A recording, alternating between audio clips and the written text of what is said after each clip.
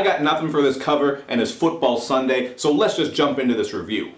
What's up everybody? It's Luke James, not the singer. If you're an indie artist looking for an album review and some promo, you can hit up Luke at redmattersite.com. But right now, we are going to talk about this Mac Miller album called The Divine Feminine.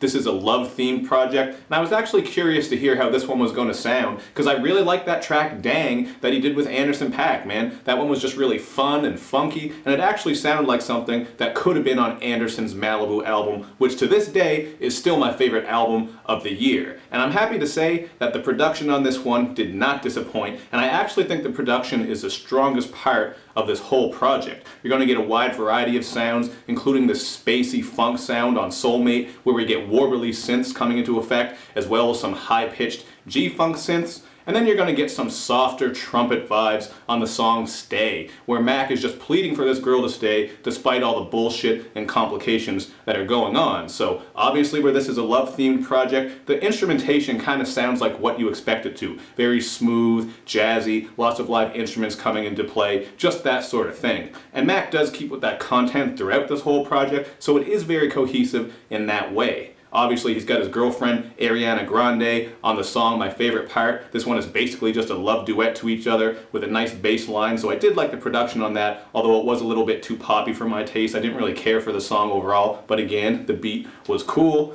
And on Congratulations, he's actually looking back at a past relationship and just showing love to this girl who was there for him before the money and the fame. She kind of helped shape him and make him who he is. So I thought that was showing some maturity on that track, and that was pretty cool. There was also some great production on that one, with some piano and strings slowly building up and coming into play. And it features Bilal on the outro, who I wish had a bigger part, because Bilal has great vocals. I always like hearing from him, but he just has such a minuscule part on this, and I think he could have added much more to the track. But he's not alone when it comes to features who only get a little itty-bitty part on the album. When I saw the Kendrick Lamar feature, obviously I was hoping for a verse like most people would be, but all he does is throw in some additional vocals on the song God is Sexy, Fair, Nasty. I think that's what it's called. If I mess it up, I'll run it across the bottom here. And that song was alright for what it was, and it's actually not 8 minutes long like it shows, because you just get Mac's grandmother talking on the outro about love. So that was just a little skit they added on the end of that. The actual track, I think, is about 4 minutes long or something like that.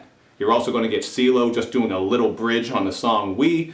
And even though he didn't really add too much, I really like this track, man. It's very wavy and ethereal, just has an atmospheric vibe to it. And those harmonies on the hook, mwah, that shit is angelic, man. That was one of my favorite tracks on here, along with Dang. But what really holds us back, in my opinion, is Mac's vocal performance, man. I just find him to be kind of boring and kind of dull, if I'm being honest with you. Including on the song Skin, where he sounds half asleep, and this one starts off with what sounds like some really bad softcore pornography happening on that intro. And then you're going to hear on some other songs where his singing just isn't that great. I mean, he's not trying to be a great R&B singer. He's not trying to hit all these crazy notes, so he is just kind of holding his notes. But it's just kind of flat, not overly exciting. And the whole time I listened through this project, I just kept thinking, how much better would this be with someone who had great vocals and maybe even some better lyricism, man, because he comes with some cringe bars on here as well. This is supposed to be kind of a lovey-dovey project. I was expecting it to be a little bit mature, which it is in some parts, but he still has lines about how he doesn't eat food, he just eats pussy. There's another one about how he's going to put in work and turn that pussy to the office. But probably the worst line on here is on Cinderella, when he says that he's going to do a girl like a chore, which